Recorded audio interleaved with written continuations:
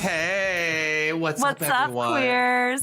Hey, what up, hot messes? Welcome everyone to Hot Mess Moments. So hot. Such a mess. Such a moment. I still hate it every time we do that. Me too, but I won't stop.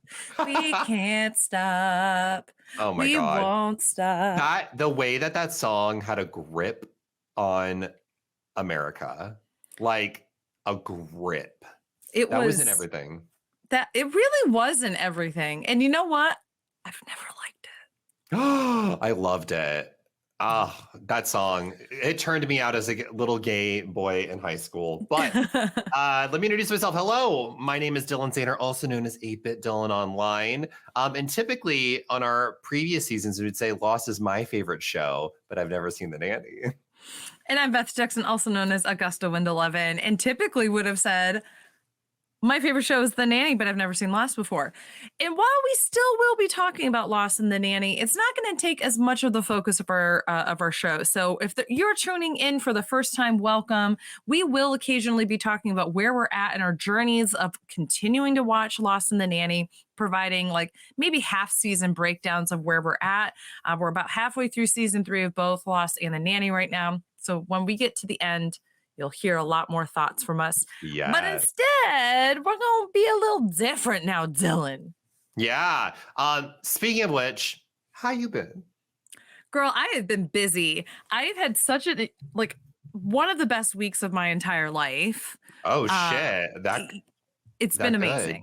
Good. Yeah, it was really great. I got to, a week ago today, I had my first rehearsal with a choir of 150 people from all over the world. Work.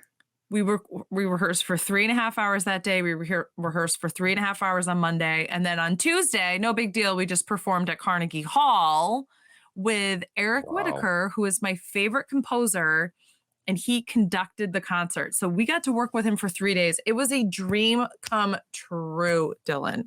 That's so wild. That's like so crazy. And you just like, I forgot, how did you find that opportunity? On Eric Whitacre's page on Facebook. I follow him on Facebook, and he was basically like, hey, singers, send in an audition to this organization called DCINY. So it's called Distinguished Concerts International New York. And so I sent in an audition being like, I haven't sung. Your pussy. Dylan, I want people to think I can sing, not just because I have an amazing vagina.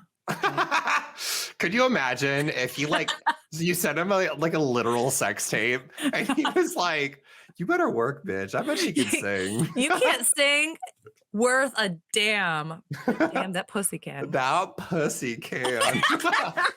And then at the dress rehearsal, you're literally just legs spread wide open, full pussy, the microphone to your pussy, no sounds coming out of it whatsoever. Yeah, I'm not queefing. It's just going. They're just like work. Anyway. I had a solo. At Carnegie Hall. Yeah. They're all like, and now Beth Dixon. And there's no sound. It's just your microphone. Up to your pussy. The fact that my parents and my family all came out to see this too. Like I don't know why we're taking it there.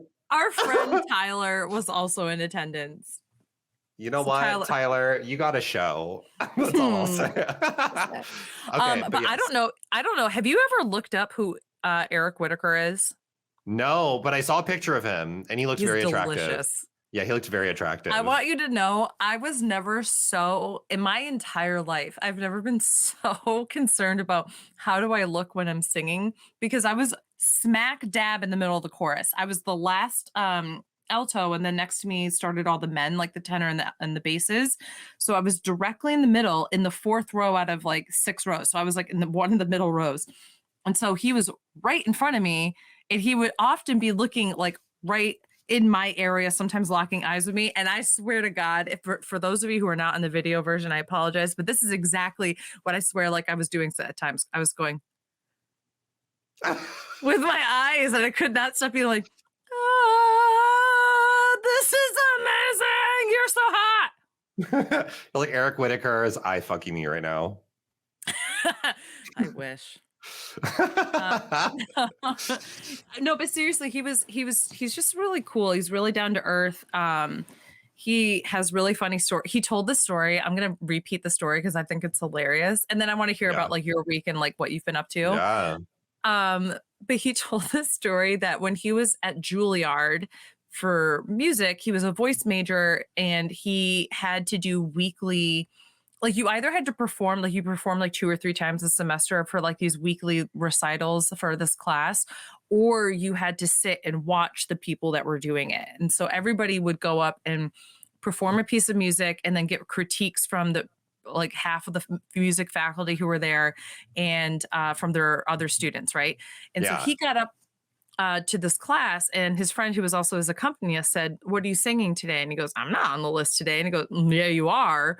And then he was like, "Oh shit!" And so he didn't have anything prepared. And apparently, Oh shit. everybody would sing the Schubert song called "On the Musik," which is German. And so he was like, "Everybody sings it. I'll just go up and sing it because I've heard it 3 times a week for the past like 2 months. I could just pull it off." So he Yeah. gets up there, quickly studies the German, gets through the first line, and then just does not remember the German. So just was like coming up with inventing German, like while he was Shut singing up. the song. It just was like blah, blah, blah, blah, blah, like singing like fake German. And so afterwards, not a soul noticed. Everybody just like starts clapping. And like his professor noticed, like his advisor, he's like, "Well, clearly there's some issues with the German, but like to your credit, like fake it till you make it. That's great."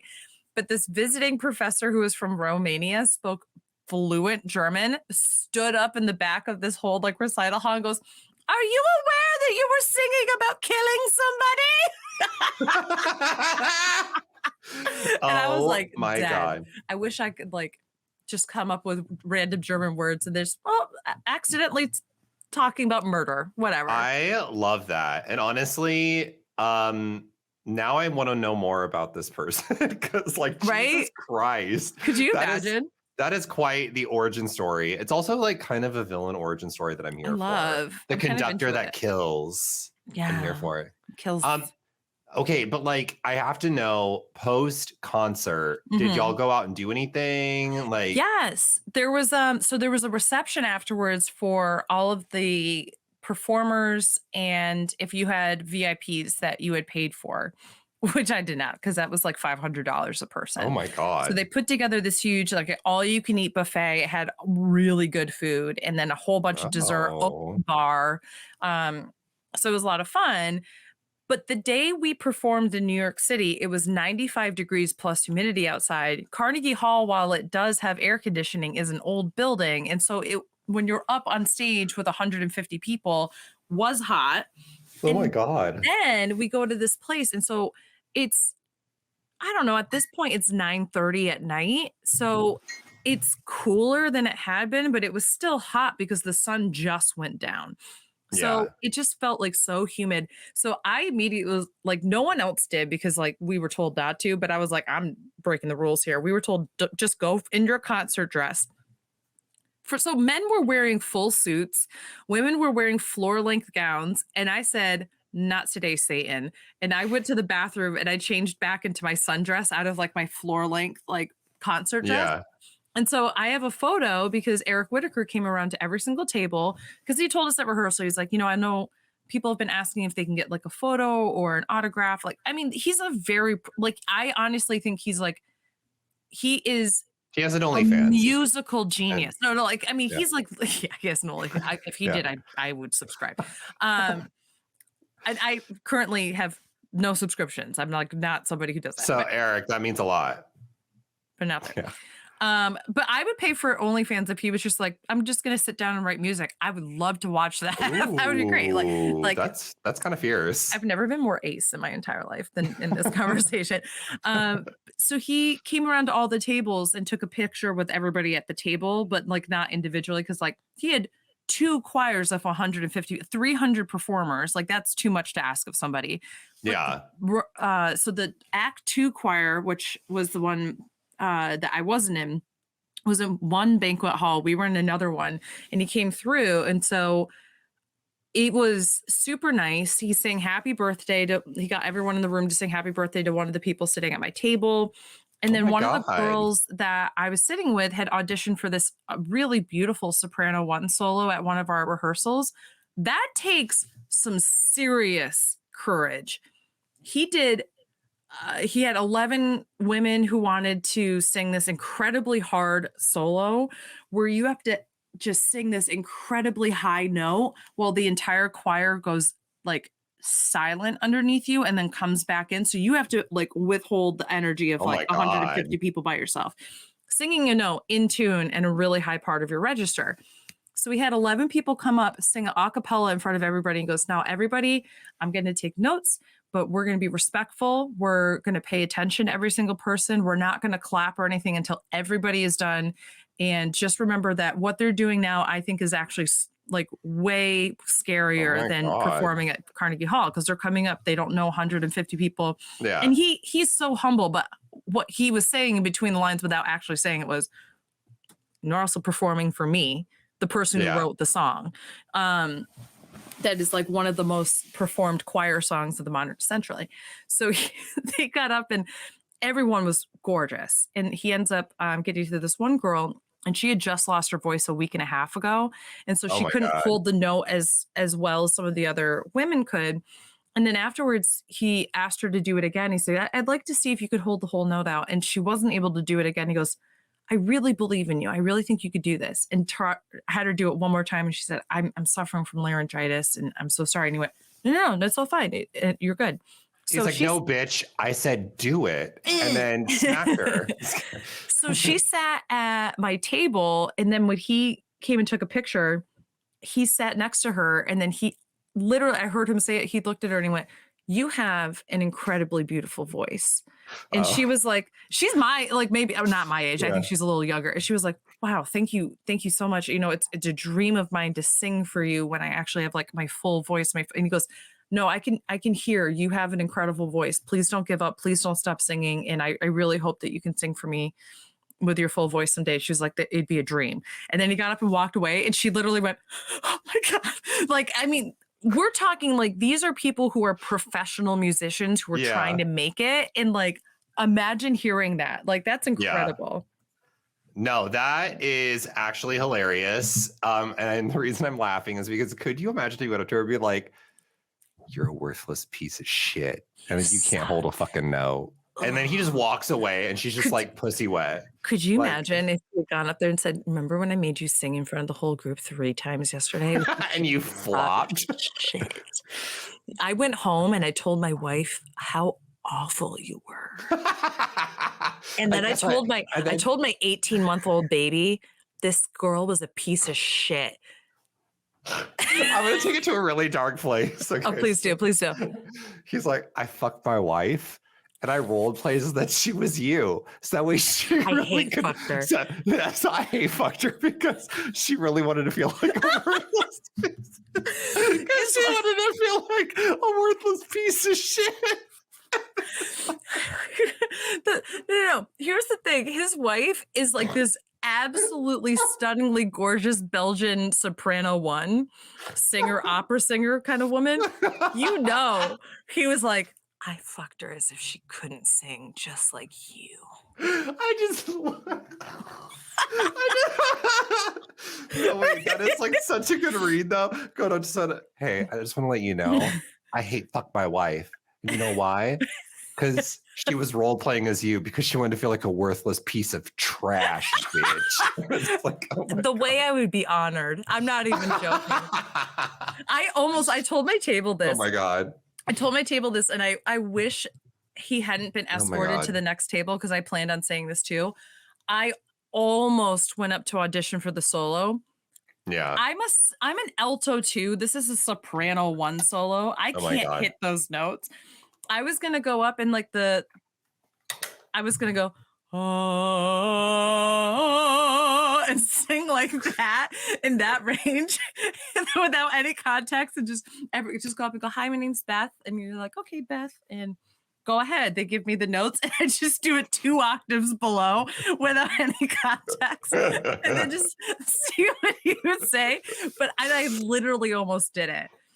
But I decided not to. That is so That is very you. I Center of know. attention, wanting attention, like Well, just I literally policed myself in the moment and was like, girl, it is not about you right now. Number one. Number two, these are people who are like really trying to put their best foot forward in front of like a lifetime hero. Like he's a hero of mine. Like, so like, I was like, this is not about like the Beth Dixon show right now. I told my table that half of them had auditioned for the solo and they were like, we would have loved to have had someone come up there and just cut the tension like you did. And I was like, see? So next time, no, Beth might do no.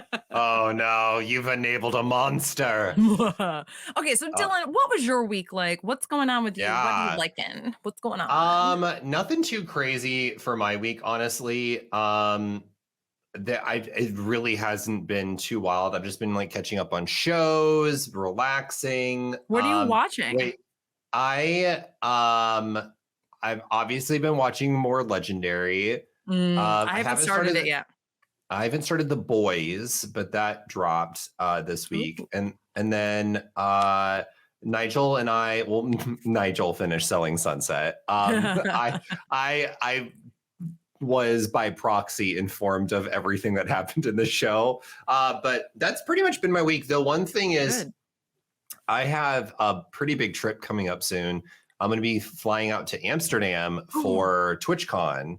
And originally, my husband was supposed to come with me. But then we looked at the cost of flights, and it was, if I'm remembering correctly, like $2,800 That's ridiculous. for a flight. Yeah. It's like ridiculous for one flight. And so that didn't incorporate any other additional costs. That was just for the flight itself. So I think what we're going to end up doing, and I think this is going to end up being a better solution, is we're going to see if we can go in September and October to Ireland. Yeah. I know that I had already talked to you about this, where you might come along and maybe like a few of our other friends come with us to Ireland. But I think it's going to be fun because it's a nice like little getaway. And plus it's cheaper because like it's just so weird how flight costs are determined. I just don't understand it. Like how a flight to Amsterdam can be that much, but then like a flight to like say like Italy or something can be like 400. So here's the thing. It doesn't make sense any other time.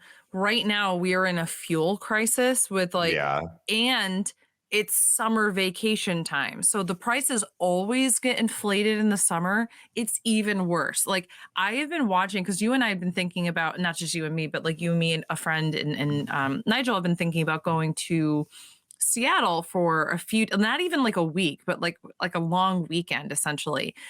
And I've been looking at those prices every single day, and they fluctuate anywhere between like $500 and $800 on any given day for like wild. At the end of summer. If I wanted to go to, and I looked up, there's that like Skip Lagged or something like that website where like they'll basically say, okay, we're going to find the cheapest option for you to get there. You may have to just have everything with you, not check a bag, because what they might do is say, okay, you want to go New York to Atlanta.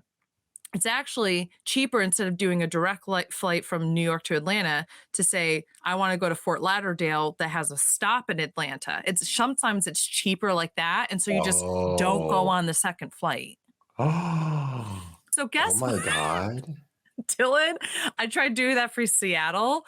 The cheapest flight came out to $450, which I was like, that's not that bad. That's fine.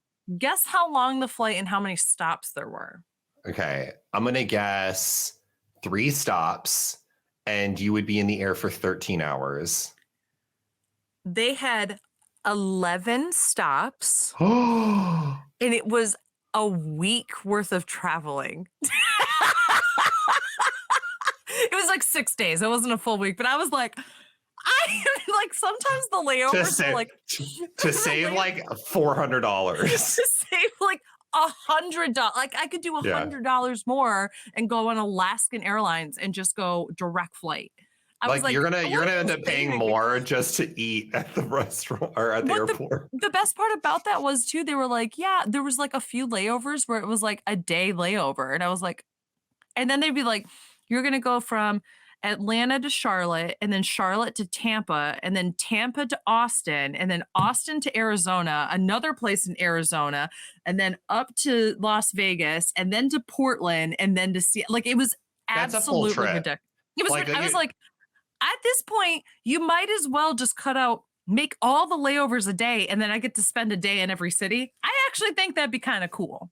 yeah, that sounds fun actually. For only $400. I was like, I would do that, but I'm not doing like some of those flights were like an hour apart, some of them were like a day apart. It was so stupid.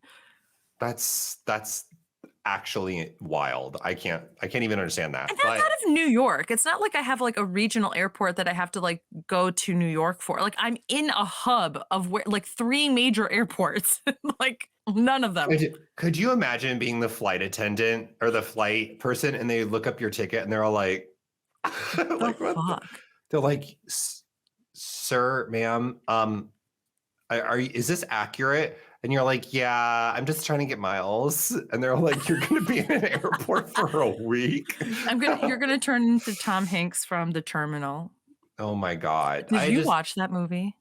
I've seen clips from it. That's wild that someone actually did that. My little 13-year-old self cried for weeks about that movie because somebody had the gall to tell me it was real, which it was, like based off of real events.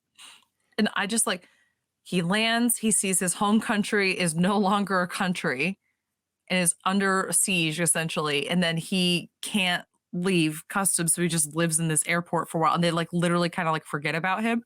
Just like my little prepubescent teen was just like, oh, it's so mean. Just let him go to McDonald's. What's wrong?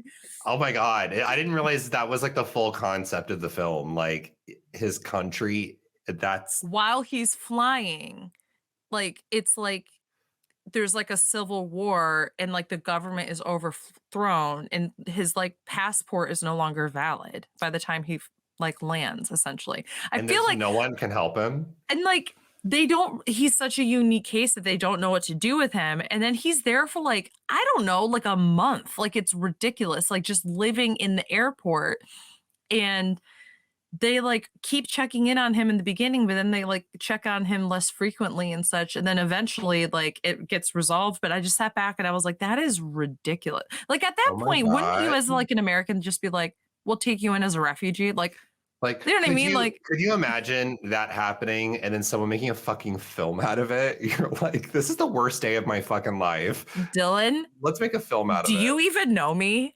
I want my tragedy to be a film someday. Hello. I have no doubt about it. And you would want to star in it as yourself. Yeah. Feel like Beth, you're at this point in the movie, you're 11 years old. You are currently 35. You can't do that. And I'm like, I'm sorry. They did it on Glee. If you can make Mark Ruffalo look like the fucking Hulk, I think that you can make me look 11. Thank you. Oh my God. Like nothing, I don't know why, but this scares me. Please don't ever make a film based off my life. If you see me potentially trying to make a film out of my life, I better have a good fucking reason. Like that better be a good ass film. Because imagine someone makes an autobiography movie of your life and it's a shit film. You are now not be an autobiography if you don't make it yourself, Dylan. It'd be just a biography. One. Shut the fuck up, bitch. Okay. No, but like, could you imagine your honor and glory being tied to a shitty Michael film? Bay? Yeah. Like, oh my God. I'm like, fuck me. God damn it. Okay. Let's get to the topic of today's podcast. We are going to be covering Pride, honey. Yes. Okay. So I need to know, what was the first Pride you've ever been to? Because I've got a story about Pride. I have only ever been to one proper Pride. Oh, wow. Because you know what? I'm about to have a coughing fit. I can feel it. I was like, I love this. Excuse me. Love that. I'm choking. No. She's gagging. I'm gagging for you. I love that. That clip is so good. It's so good. No, The one Pride I've ever been to was actually World Pride Oh, in 2019 in New York City, where I got to be a part of the World Pride March, which was interesting because it was also 50 years after Stonewall, and the end of yeah. that parade goes in front of Stonewall, which is really cool. Um, I did skedaddle before that because I was like You're homophobic. about to pass out. I don't know if you've ever been, you haven't been to Pride in New York, right? No, it's disgusting. New York's gross, and New York gays are even worse. I'm kidding. 100%. No, just kidding. No, just kidding. Just kidding. God No, damn. but it was World Pride. So something that's already huge in New York City was like 10 times larger.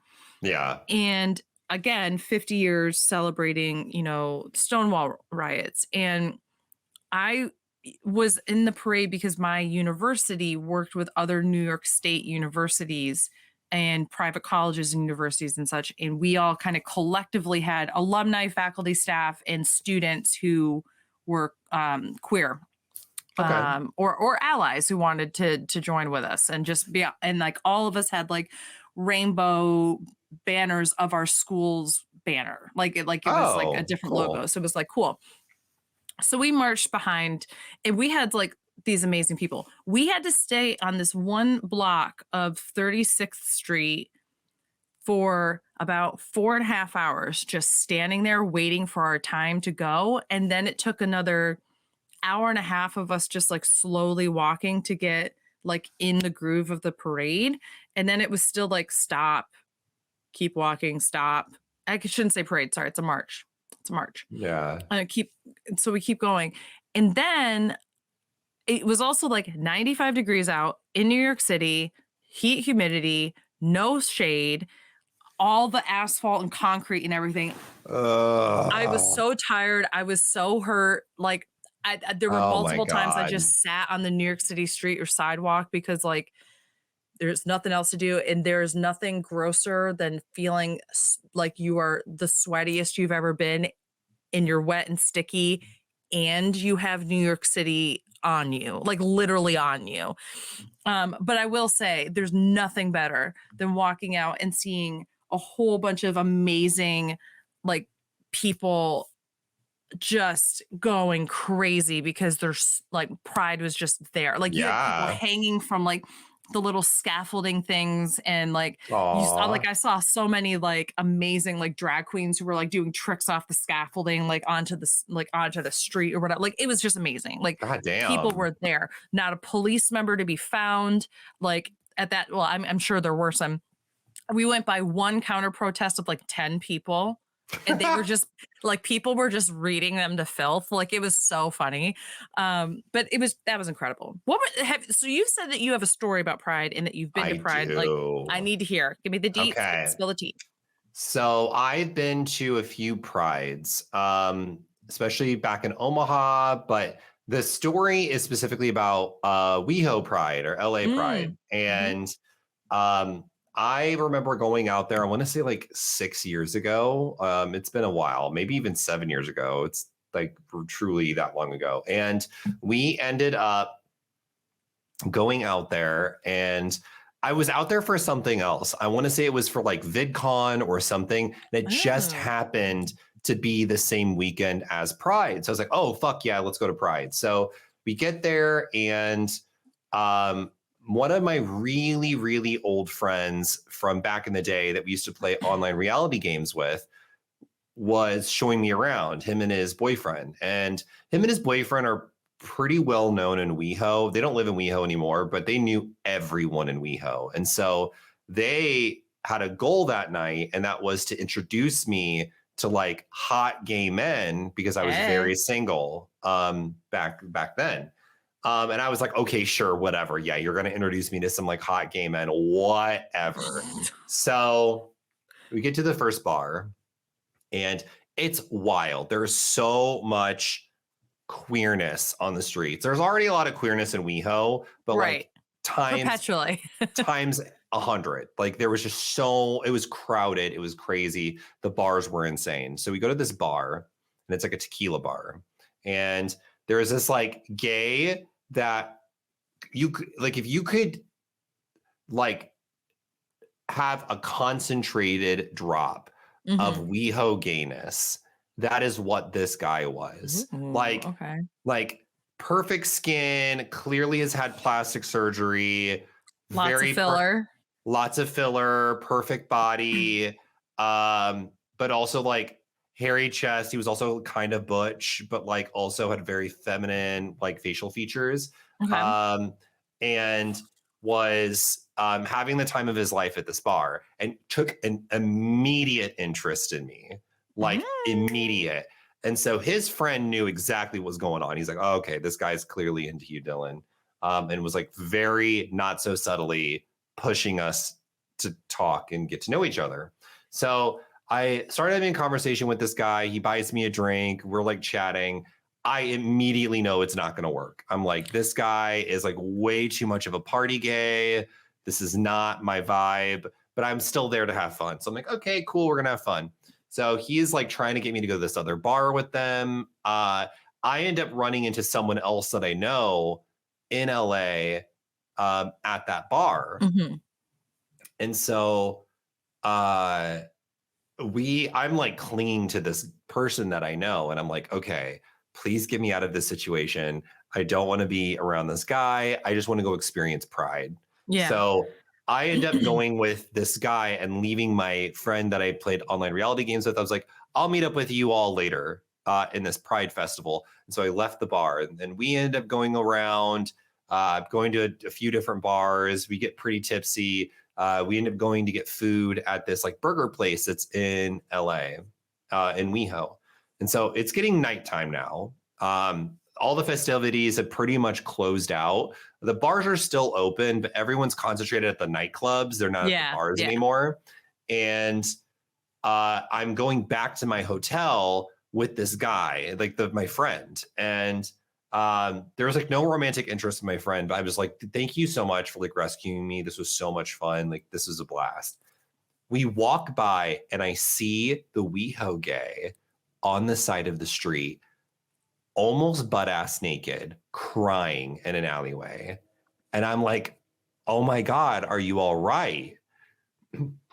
He is belligerently drunk. Oh my You can god. you can smell the tequila off of his body. He comes over to me and it's just like, oh my God, someone just stole my phone.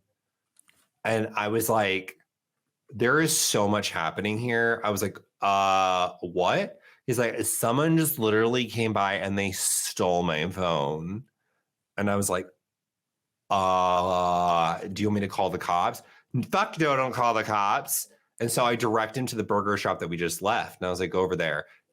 Like basically he's only in his underwear at this point. I was like, girl, did they steal your clothes too? Like what That is going that burger on? shop, is used to just like half naked gays going in there though. Oh my God. So I turn him to the burger shop. Probably should have been nicer, but also that guy was kind of a dick to me at the bar. So Right. I'm like, I'm not going to be too nice to you. So I direct him to the bar and we walk away. But I was just like, boy, did I dodge a motherfucking bullet, Oh because my I would gosh. probably have been in the same situation that he was in if I had stuck around with that group of gays, because he'd Yep. be drinking like crazy. But I say all of this to say gays don't deserve rights. No. Plot twist.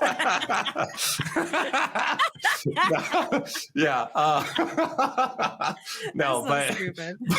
but yeah, Pride. Yeah, it was fun. There is one time. Do you know Cupcake the rapper? Yes. Saw Cupcake perform live at He's filthy Omaha in the Pride best ways. once. Oh my God, so good.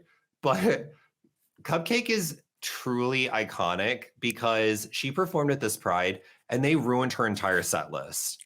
They were playing How? the wrong backing tracks. They were playing all the songs in the wrong order. Like, and Cupcake read the fucking house down for filth. She was just like, this place is so fucking unprofessional, and like went on the mic and was just like, at least I'm getting a check. And just like Iconic. Only still went in and iconic was like behavior. performed. And she still performed with the wrong backing track and still was performing her song. And then like eventually they fixed it and she she made it like extra raunchy and silly. But by the end of it, she wanted nothing to do with that pride or Damn. management, and like walked off the stage, didn't didn't interact with anyone, didn't want to see no one. She was supposed to do like meet and greets with people, skipped all that shit. She's like, I'm Good for getting the fuck her. out of here. She's like, fuck this shit. And that was in It was WeHo? great. No, that was in Omaha. Oh, okay. Yeah, yeah, So yeah. you've been to WeHo and you've been to Omaha. Did you ever go to Yeah. Pride in San Francisco when you lived there? So we didn't because of COVID.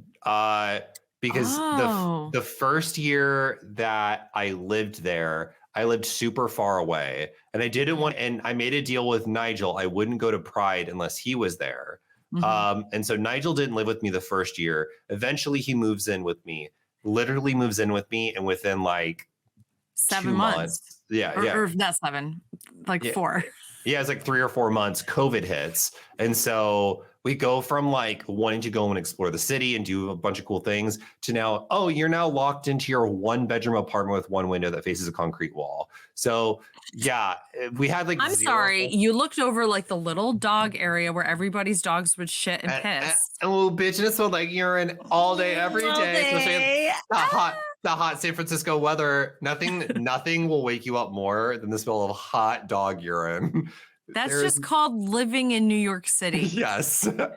Like Any that. time of year, but especially the summer. Our window was never open because Yeah. you would literally just smell urine. It was truly horrendous. And I paid $2,500 a month in rent for that one shitty apartment. But Again, New York City vibes the same. yeah, so like we wanted to do Pride, but I think that year Pride was canceled because of COVID. It would have Um, been because I'm now remembering yeah, I visited you in November 2019, right after you two got married, and yeah, Nigel had only been there for maybe 2 months or something like that at that point. yeah. It was And right so, before COVID. yeah, COVID hit like 3, 4 months later. So Yeah. sad. Yeah, I'm wishing I could have gone to more prides. I've heard that a lot of like pride festivals in other cities, they do some like crazy and extravagant stuff. But I'm also like one of those doomsdayers where I'm always so scared to go to a pride because I'm always afraid that something's going to happen. And so like it's sad, but that's just the truth. You always have to have an exit strategy whenever you're at these types of events. It's Uh, it's it's the thing that I feel like anybody of any marginalized identity feels all the time, regardless if it's like something like Pride where so many people are gathering together, or like, as a woman, I can tell you that I have to have an exit strategy wherever I go at any given moment. I know that totally, like, people of color have to feel that same way. for sure. Gay people feel the same way, trans people feel the same way. Ability, I mean, like literally think about being somebody who has a disability and has to constantly think, can I even get into this building? Like Yeah. there's like lots of things that just if you have the privilege of not having to worry about that, like one of the best ways to be an ally is to make space for people to express that that's an issue and then support them by like holding the Also, microphone and amplifying that message yeah, I would also encourage allies to drop homophobic slurs as all the best we time. possibly can because Yeah. gay people need to get humbled. We're I want to encourage allies to really fight for having the A in LGBTQIA. stand for ally. I'm gonna need more. I'm gonna need more of that energy. I need more of that energy. I'm an asexual person, and I'm here to tell you, like, you need to steal that shit back from us because the erasure. I cannot. Yeah. I've been dying because people are like, well, that's how it was originally meant. And I was like, okay, yeah. No. Like, even if that were to be the case, you're trying to make something that, well, this was the case in 1970 when it came to queer rights. I'm like, imagine having that mindset for like trans rights, right? Like, oh, Yeah. well, it was fine when we called it transsexual back in the day. It's like, what the hell's wrong with you? Like, Yeah. that's not the term, or like, that's not what this means. Like, let's get with the times. So, yeah. I, yeah, I've always wanted to like go to like different prides in different countries also. Like I would love to see like what Mm, pride is like in like Ireland, or like what's yeah. pride like in Amsterdam, what's pride like in Italy. Like I feel like places that are international would be so interesting just to see like the differences in how people celebrate and how people suck and fuck differently in those different countries Oh, as well. so nice. I know. Oh, I have a story about Oh, tell international me. countries. Okay, about sucking and fucking. No, I'm kidding. Is it the No, Australia story? no, but it does take place in Australia. So- okay, so I don't know if this is true of Okay. all gay Australian culture, Hmm. but I truly experienced different gay culture when I was in Australia. Okay. Um, so my friend had taken me to a gay bar in Australia, and I had also noticed this on the apps down there. I had like downloaded like Grinder and stuff like that when I was down in Australia, and I noticed that people were like not gross human waste disposals on those apps. They weren't like saying really gross and crude and rude things. They would always just compliment you. Oh, And that's super and nice. so I went to this bar and shit you not, 2 to 3 guys come up to me and just say, "Oh, I really love your smile." And they'd walk away. Or I'd say like, "Oh my God, I really love your hair." And they'd walk away. Not even really like giving me a chance to like retort or to like say anything back. They'd be like walking by and they'd be like, "Oh my God, you look so cute." Like, and then they'd I walk away. love this. This is Yeah. the world I want to live in. And so I was taken aback because like that's very weird behavior in America. Like maybe like if you're drunk, like these are fully sober men in a bar that's not like Yeah. loud music. It's just a bar. Yeah. So I go over to my friend and I'm like, dude, is this normal? Like, why are people being nice? Like, what is this concept? And he's like, oh yeah. And this is in Melbourne, Australia, where I was at. And he's like, yeah, what you do is if someone compliments you, you're meant to go over to them and compliment them. And that's how you initiate a conversation of Oh, okay. like, you're interested in this person. And so I was like so out of my element, definitely did not go up to any of these men and do that. Probably should have, if you know the Australia story, probably would have saved me a whole lot of headache. But I was also with my friend and I was like, I don't want to make this awkward. Yeah. That's not what this bar journey is about. It's about like just hanging out. But it was so cool to see that. And I'm curious, like, if there's that type of cultural difference in other countries, like, Yeah. I also I don't think know. I also wonder too, just because, I mean, for those that don't know, I've always talked about being like ace or demisexual. I identify as both. But I also identify as bi. I normally say bi romantic, but I think it's bisexual, whatever. Yeah. But I have not had any dating experience when it comes to people who are women or I haven't dated anybody who's non-binary or trans to my knowledge or anything like that, but I'm very open to that, to any identity essentially. I kind of flip back and forth between being bi and pan, but all of this is to say that I hate humans. yeah, yeah, Okay, sorry. no. Go on, go on. But all it is to say is that I don't have much experience like talking to women, for example, in like a romantic capacity. Yeah. The relationships I've never had a long-term relationship. Actually, this is a really great like switching to our second topic that we wanted to talk about, which was partners and like Dating. dating. Mm. But I've never had like a long-term relationship, but I always have wondered like what's the gendered difference in the US? Is this a masculinity thing of like do we kind of encourage men to be over the top hypersexual? Because I can tell you the disgusting things that sometimes like that some men in the gay Yeah. community love it and some don't, and I understand that. But they say like shit in my mouth and, spit on But my elbows. I don't know. like some people are into that and that's like fine, whatever. Yeah. But I can tell you from experience that like men do that to women all the time. Like that's not Oh yeah. exclusive just to like gay men, right? Yeah, you're like gay pigs. You can see call them what they are. They're pigs. Just kidding. I probably won't, Dylan, but thanks for trying to get me canceled. But Say what you want to say, bitch. Just kidding. you have a microphone. Act like a man with a straight man with a podcast. Oh No, shit. but I feel like I don't know, like I don't think women are like that to that extreme in I dating don't with each know. other, but I mean, no, don't get me Maybe wrong. Women 100% can be like little filthy aggressive and monster. assertive, and like we can also be a very filthy. I would argue that women are way grosser when we're actually talking about sex than men are, Oh, as a rule, because men are we will boring. Men are men boring as men fuck. like to describe things in general broad strokes of being like, I did this, I'm gonna I put my fucked penis in that, you. I tapped that ass, like that kind of thing. Women go into the details. So he pumped into me 32 times. And on yeah, like, I mean, like, It's like, it'll is this a math lesson? like, girl, if she's counting, then it's not good. I'm just putting You're that out like, there. That is a rule of thumb. Johnny pumped Jill 32 times, but then she forgot about the other 4 times. How many times was Jill actually pumped? Like, I don't know. But I mean, women will go into detail.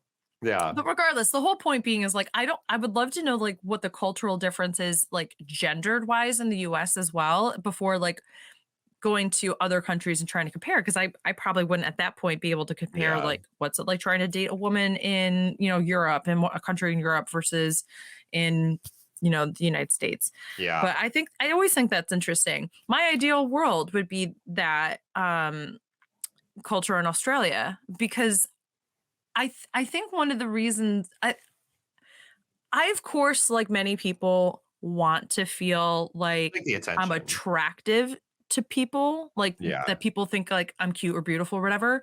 But at the same time, I don't want to be viewed as a sex object. Like I don't want to be viewed as Yeah. I just want to get into her pants, Your because that's not pussy. how I operate, right? Yeah.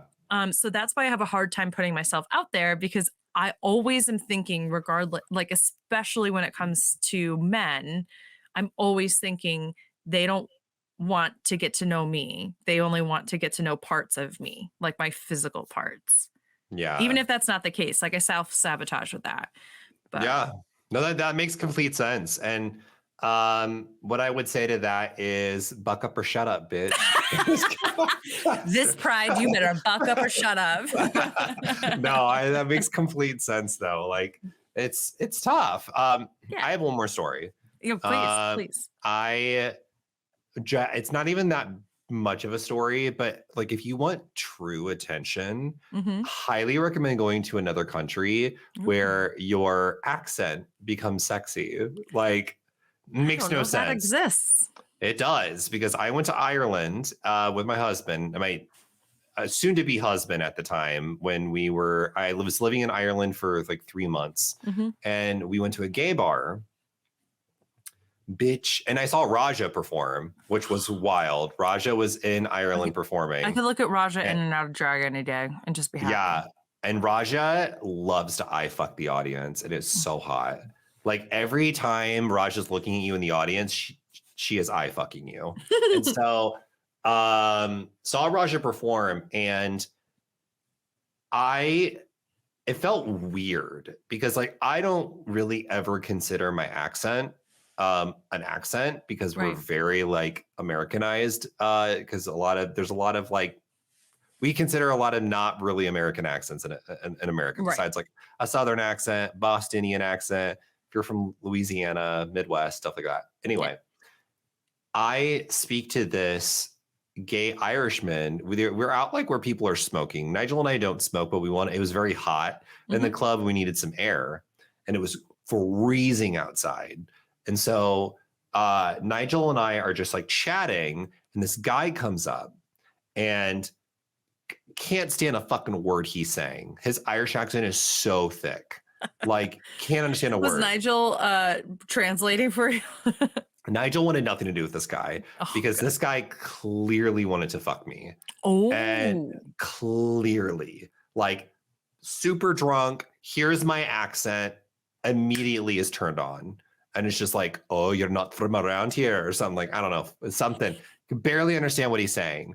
And I've never felt sexier. I was like, I didn't have to do anything. I literally just had to love. say, I could talk about like shitting in a toilet, and he'd be like, oh, wow. Oh, my God. It's And amazing how like one of my favorite things to watch on like season 14 was watching Angeria of Drag Race. I was watching Angeria and Lady Camden like just fall for each other because of each other's accents.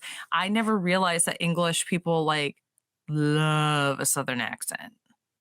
Oh yeah, it's like different. It's like I don't know, Yeah. unique. Like I just find that fascinating. And I beat the shit out of that gay guy in that club.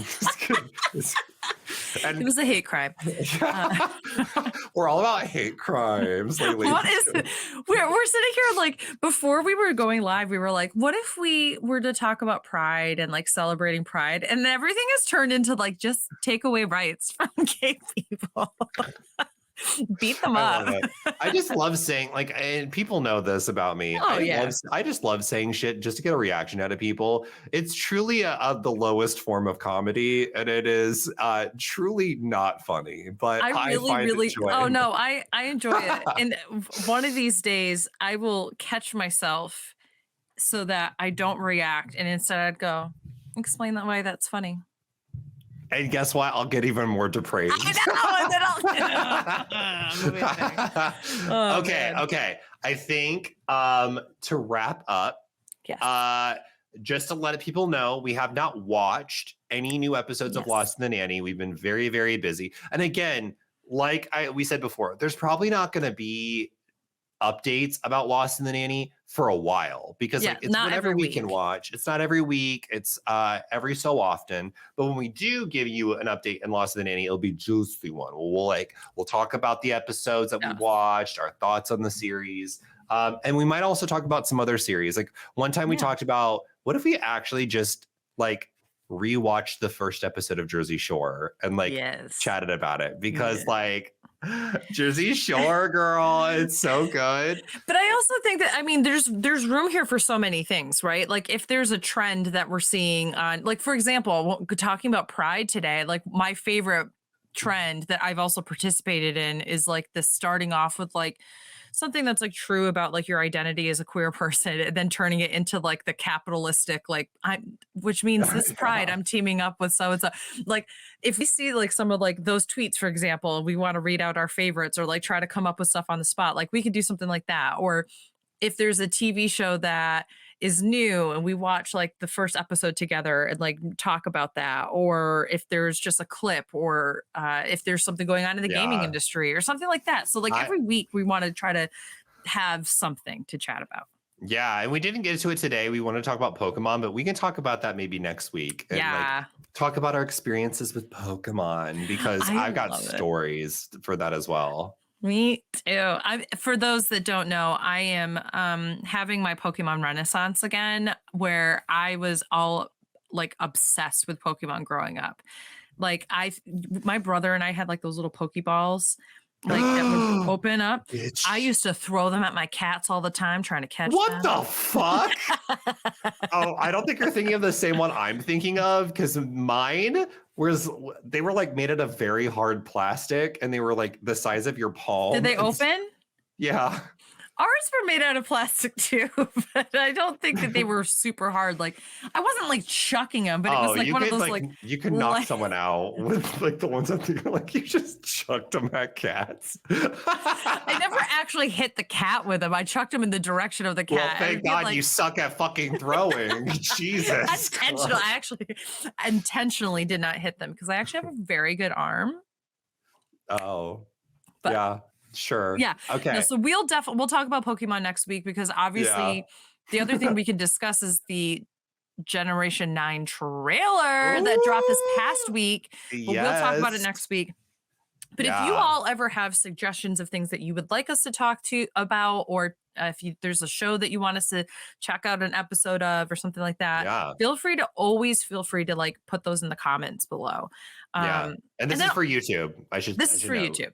Yes. Yeah, I know if you're listening on Spotify or on Apple Podcasts, please consider tweeting at Hot Mess Moments, which I'm going to plug right now. Make sure to check us out on Twitter at Hot Mess Moments. Ooh. Yes. Or you can check us out individually at Augusta Wind 11 for me. And at 8-Bit Dylan for me. But thankfully, when you type in 8-Bit Dylan, it doesn't come up in that voice. Could you imagine if it did? You're like out of the blue, like I somehow hacked Google Chrome, and so every time someone 8-bit types in 8-bit Dylan, Dylan. just 8-bit Dylan, and it's I like, would I would make mine and a custom Windows 11. and that is when I immediately hack Chrome again to change your fucking username. Like Jesus And a Christ. custom Windows 11. You Yeah. darn tootin'. All right. Ew. Well, this has been lovely. Yeah. Hopefully you all enjoyed this episode of Hot Mess Moments. If you're liking the new format, let us know. If you don't like our new format, shut the Let fuck us up. know. Yeah, let us know also. But if you could, please consider leaving us a 5-star review on Apple Podcasts and leaving a review. It really helps us out a ton. We're trying to get this new format up off the ground. Also, consider leaving us a like on this YouTube video if you're watching on YouTube, or leave us a comment on the YouTube section, because all engagement is good engagement, honey. But Exactly. we will see you next week as we probably talk about Pokemon, talk about a few other things, maybe give you an update on Lost and Nanny. And until then, stay awesome, stay beautiful, you lovely people. Bye. Bye.